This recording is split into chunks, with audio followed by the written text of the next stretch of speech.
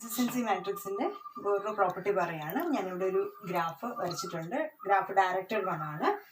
അതിൻ്റെ അഡ്ജസൻസി മാട്രിക്സും എഴുതിയിട്ടുണ്ട്. അതിന് ഞാൻ ജിന്ന് നെയിം ചെയ്തിട്ടുണ്ട്. അപ്പോൾ ഇനി നെക്സ്റ്റ് വേണ്ടത് ഈ ജിയുടെ ട്രാൻസ്പോസ് എഴുതുകയാണ്. ജി ട്രാൻസ്പോസ് ഞാൻ എഴുതുകയാണ്.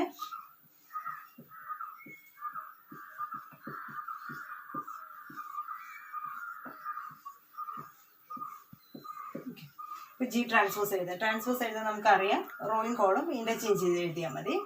അപ്പോൾ ഫസ്റ്റ് ഈ റോ ഞാൻ ഇൻ്റർചേഞ്ച് ചെയ്ത് കോളമായിട്ട് എഴുതുന്നു. 0 1 1, നെക്സ്റ്റ് 0 0 1 0 0 0. ഇനി വേണ്ടത് ജി ഇൻറ്റു ജി ട്രാൻസ്പോസ് ആണ് നമുക്ക് കാൽക്കുലേറ്റ് ചെയ്യേണ്ടത്. അപ്പോൾ നമുക്ക് G into G transpose calculate ചെയ്യാണ്. ഞാൻ ഡയറക്റ്റായിട്ട് വാല്യൂ എഴുതാം. ഫസ്റ്റ് നോക്കിയാൽ അപ്പോൾ മൾട്ടിപ്ലിക്കേഷൻ നമുക്കറിയാം, റോയും കോളവുമായിട്ട് മൾട്ടിപ്ലൈ ചെയ്ത് ഫസ്റ്റ് റോയും ഫസ്റ്റ് കോളവുമായിട്ട് മൾട്ടിപ്ലൈ ചെയ്തിട്ട് ഫസ്റ്റ് ഇൻ്റർസെക്ഷനിൽ എഴുതുന്നു അല്ലേ.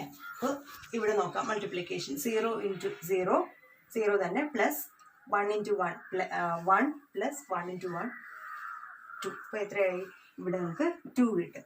നെക്സ്റ്റ് ഈ റോയും സെക്കൻഡ് കോളവുമായിട്ട് മൾട്ടിപ്ലൈ ചെയ്യുന്നു. അതായത് ഇവിടെ 0 വരും, ഇവിടെ 0 വരും, ഇവിടെ 1 വരും. സെക്കൻഡ് കോളമായിട്ട് മൾട്ടിപ്ലൈ ചെയ്തിട്ട് സെക്കൻഡ് കോളത്തിൽ നമുക്ക് എഴുതാം. അപ്പോൾ 1 ആണ് ഇവിടെ വരുന്നത്.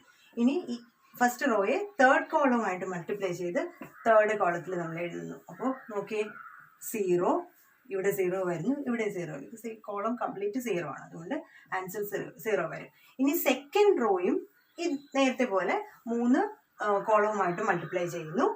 0 ഇൻറ്റു 0 0 വരുന്നു. നെക്സ്റ്റ് ഇവിടെ 0 വരുന്നു, ഇവിടെ 1 വരുന്നു. അതാണ് നമ്മുടെ ഫസ്റ്റ് കോളത്തിൽ നമ്മൾ എഴുതേണ്ടത്, ഫസ്റ്റ് കോളത്തിൽ എഴുതേണ്ടത്. അപ്പോൾ 1 വന്നു. ഇനി വീണ്ടും സെക്കൻഡ് റോയും ഈ 3 കോളമായിട്ട് ഡയറക്റ്റായിട്ട് വീണ്ടും നമ്മൾ മൾട്ടിപ്ലൈ ചെയ്യുന്നു. അപ്പോൾ 0 ഇൻറ്റു 0 0, ഇവിടെ വീണ്ടും 1 വരുന്നു. അപ്പോൾ ആൻസർ 1 ആണ്. അടുത്ത 0 0 0, എല്ലാം 0 വന്നു. ഇനി വീണ്ടും തേർഡ് റോ എടുക്കുക, ഇതുപോലെ മൾട്ടിപ്ലൈ ചെയ്യുക. 0 0 0 0 വന്നു. നെക്സ്റ്റ് 0 0 ഇൻറ്റു 0 0, ഇവിടെ 0 വരുന്നു. നെക്സ്റ്റ് 0, എല്ലാം 0 വരുന്നു അല്ലേ. അപ്പോൾ നോക്കിയേ, ഇതിനകത്ത് അപ്പോൾ ഇതാണ് ജി ഇൻറ്റു ജി ട്രാൻസ്പോസ് എന്ന് പറയുന്നത്. അപ്പോൾ അഡ്ജസൻസി മാട്രിക്സിൻ്റെ അടുത്തൊരു പ്രോപ്പർട്ടി പറയാണ്. അപ്പോൾ നോക്കിയേ, ഇതിൻ്റെ main diagram G into G transpose. G എന്ന് പറയുന്ന അഡ്ജസൻസി മാട്രിക്സ്, അതിൻ്റെ ട്രാൻസ്പോസ് ആണ് ജി ട്രാൻസ്പോസ് എഴുതിയിരിക്കുന്നത്. ഇതിൻ്റെ മൾട്ടിപ്ലിക്കേഷൻ, അതിൻ്റെ പ്രോഡക്റ്റാണ് ഞാനിവിടെ എഴുതിയിരിക്കുന്നത്. ഇതിനകത്ത് നമുക്ക് ഒരു കാര്യം ക്ലിയർ ആണ്. ഏതാ നോക്കിയേ, നമ്മുടെ ജി ഇൻറ്റു ജി ട്രാൻസ്പോസിൻ്റെ മെയിൻ ഡയഗണൽ എടുക്കുക. അപ്പോൾ മെയിൻ ഡയഗണൽ ഫസ്റ്റ് എ എന്ന് പറയുന്ന നോഡ്, എയുടെ കറസ്പോണ്ടിങ് ഡയഗണലായിട്ട് വരുന്ന വാല്യൂ ഏതാണ്? 2 ആണ്. ഗ്രാഫിലേക്ക് നോക്കിയേ, എന്തിനെ റെപ്രസെന്റ് ചെയ്യുന്നത്? ഇവിടെ എയുടെ ഔട്ട് ഡിഗ്രി എന്ന് പറയുന്നത് എത്രയാണ്?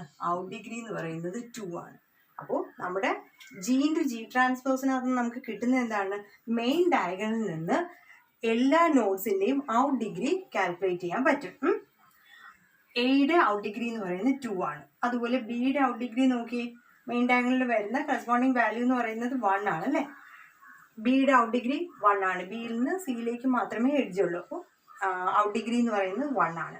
അടുത്ത സിയുടെ കേസ് എടുത്തു കഴിഞ്ഞാൽ സിക്ക് ഇവിടെ ഔട്ട് ഡിഗ്രി ഇല്ല, ഔട്ട് ഡിഗ്രി 0 ആണ്. മീൻസ് സിയിൽ നിന്ന് ഒരു നോഡിലേക്കും എഡ്ജസ് ഒന്നും പോകുന്നില്ല. അപ്പോൾ സിയുടെ ഔട്ട് ഡിഗ്രി 0 ആണ്. ഇതാണ് നമുക്ക് അടുത്തൊരു പ്രോപ്പർട്ടി എന്ന് പറയുന്നത്. മെയിൻ ഡയഗ്രണൽ നോക്കിക്കഴിഞ്ഞാൽ നമുക്ക് ഓരോ നോഡിൻ്റെയും ഔട്ട് ഡിഗ്രി ഫൈൻഡ് ഔട്ട് ചെയ്യാൻ പറ്റും.